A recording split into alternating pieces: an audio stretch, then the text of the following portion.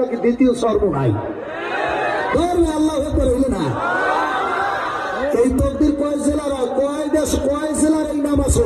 নারায় দাওয়াত। কপাল লাগে, কপাল কপাল কপাল। আমরা ছয় হাত, এই জেলার নাম হলো দ্বিতীয় স্বর্গ নাই। আল্লাহ আকবার।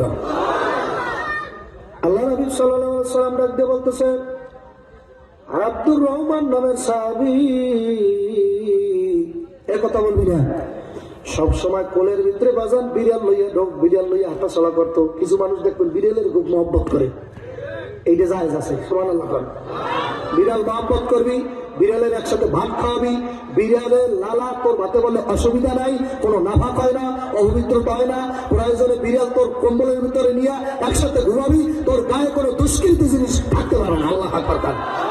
বিড়াল যদি তোর ঘরের মধ্যে ঘোরাফেরা করে, বিড়াল যদি তোর পুরো বাড়ির মধ্যে থাকে, কোনো দেও দানব অপআত্মা প্রেতাত্মা ঢুকতে পারবে না, কোনো তাবিজ লাগবে না। যেরকম সুবহানাল্লাহ।